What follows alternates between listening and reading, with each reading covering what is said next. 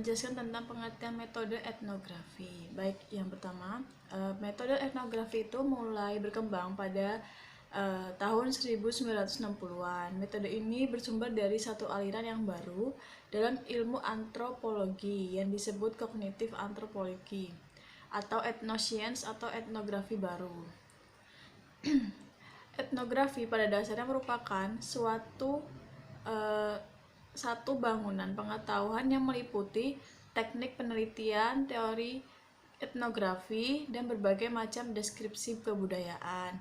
Nah, selanjutnya etnografi bermakna membangun suatu pengertian yang sistematik mengenai semua kebudayaan manusia dan perspektif orang yang telah mempelajari kebudayaan. Sedangkan secara harfiah, etnografi ini itu tulisan atau laporan tentang suatu suku bangsa yang ditulis oleh seorang antropologi atas hasil penelitian yang berada di lapangan selama sekian bulan atau sekian tahun. Sejalan dengan hal itu, menurut Creswell, etnografi merupakan suatu desain kualitatif yang penelitiannya mendeskripsikan dan menafsirkan pola yang sama dari nilai, perilaku, keyakinan, dan bahasa dari suatu kelompok berkebudayaan sama. Sebagai suatu proses sekaligus hasil riset, etnografi merupakan suatu cara untuk mempelajari sebuah kelompok berkebudayaan sama sekaligus produk akhir tertulis dari riset tersebut. Sedangkan sebagai proses, etnografi melibatkan pengamatan yang luas terhadap kelompok tersebut, seringkali melalui pengamatan partisipan yang mana penelitiannya menenggelamkan diri dalam kehidupan kesehari-hari dalam masyarakat tersebut, mengamati dan mewawancarai para partisipan dalam kelompok tersebut. Para etnografer mempelajari makna dari perilaku, bahasa, interaksi di kalangan para anggota kelompok berkebudayaan sama tersebut. Sebagaimana pendapat Creswell di atas, etnografi merupakan penelitian mendeskripsikan suatu kebudayaan ini, bertujuan untuk memahami suatu pandangan hidup dari sudut pandang penduduk asli, sebagaimana yang dikemukakan oleh Malinowski dalam Spradley. Juga tujuan etnografi itu memahami sudut pandang dari penduduk asli, hubungannya dengan kehidupan untuk mendapatkan pandangan mengenai dunianya. Oleh karena itu, penelitian etnografi melibatkan aktivitas belajar mengenai dunia orang lain yang meliputi aktivitas melihat, mendengar, berbicara, berpikir, dan bertindak dengan cara yang berbeda. Dengan kata lain, etnografi tidak hanya mempelajari masyarakat, akan tetapi etnografi adalah belajar dari masyarakat. Sekian. Assalamualaikum warahmatullahi wabarakatuh. Perkenalkan, nama saya Eka Febriati. Di sini saya akan melanjutkan dari pemateri yang pertama. Yang sekarang saya akan membahas mengenai teknik pengumpulan data. Dan di sini teknik pengumpulan data merupakan langkah yang paling utama dalam penelitian, karena tujuan utama penelitian adalah mengumpulkan data. Nah, tanpa mengetahui teknik pengumpulan data, maka peneliti tidak akan mendapatkan data yang memenuhi standar data yang diperlukan.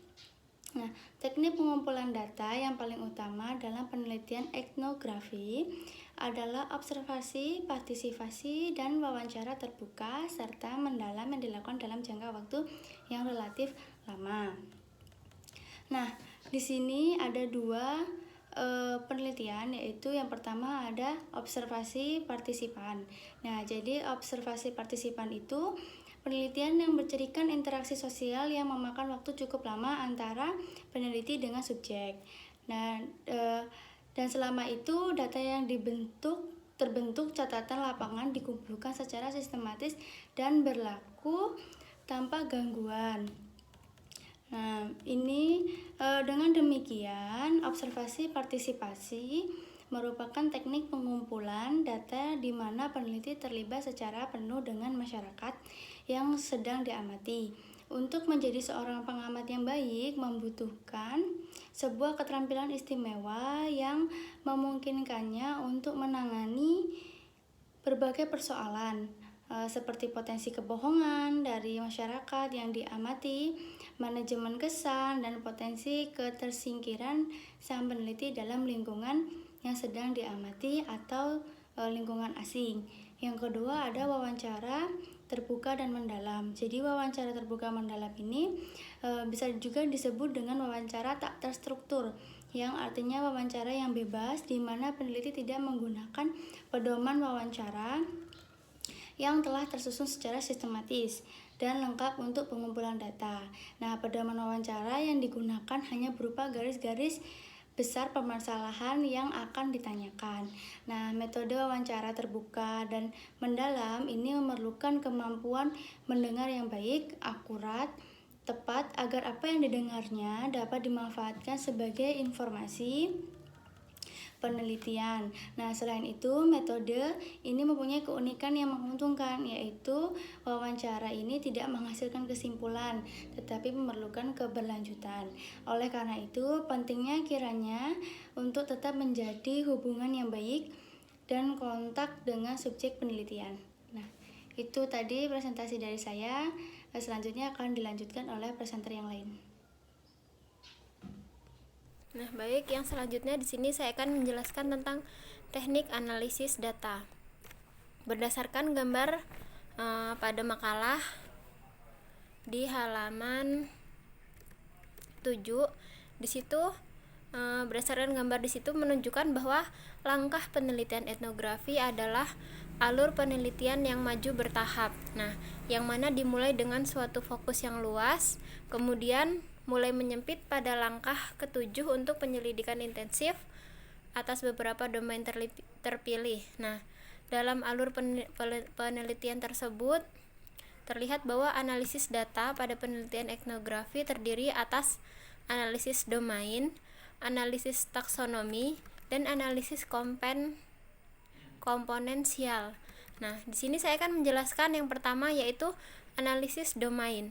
Pada umumnya, analisis ini dilakukan untuk memperoleh gambar yang umum dan menyeluruh tentang situasi sosial yang diteliti oleh objek penelitian. Nah, data dari Grand Tour dan Miniature Question yang mana hasilnya berupa gambaran umum tentang objek yang telah diteliti, yang sebelumnya belum pernah diketahui. Nah, dalam analisis ini, informasi yang diperoleh belum mendalam, masih di permukaan, namun sudah ditemukan domain sama atau kategori dari situasi sosial yang telah diteliti. Nah, untuk menemukan domain dari konteks sosial atau objek yang diteliti, kita bisa melakukan dengan hubungan semantik antar kategori yang meliputi jenis, ruang, sebab akibat, rasional, lokasi untuk melakukan sesuatu, dan cara mencapai tujuan, fungsi, urutan, serta atribut atau karakteristik. Baik, selanjutnya kita akan membahas analisis taksonomi. Nah, analisis taksonomi adalah analisis terhadap keseluruhan data yang terkumpul berdasarkan domain yang telah ditetapkan. Dengan demikian, domain ini ditetapkan menjadi cover term oleh peneliti sehingga dapat diurai secara mendalam melalui analisis taksonomi ini. Nah, hasil dari analisis taksonomi ini disajikan dalam bentuk diagram kotak, diagram garis dan simpul, serta outline. Dan selanjutnya yang ketiga adalah analisis komponensial. Nah, pada analisis komponensial ini yang dicari untuk diorganisasikan dalam domain bukanlah keserupaan dalam domain, tetapi justru yang memiliki perbedaan atau yang kontras. Nah, data ini dicari melalui observasi dan wawancara secara terseleksi. Dengan teknik pengumpulan data yang bersifat triangulasi tersebut, sejumlah dimensi yang spesifik dan berbeda pada setiap elemen akan dapat ditemukan.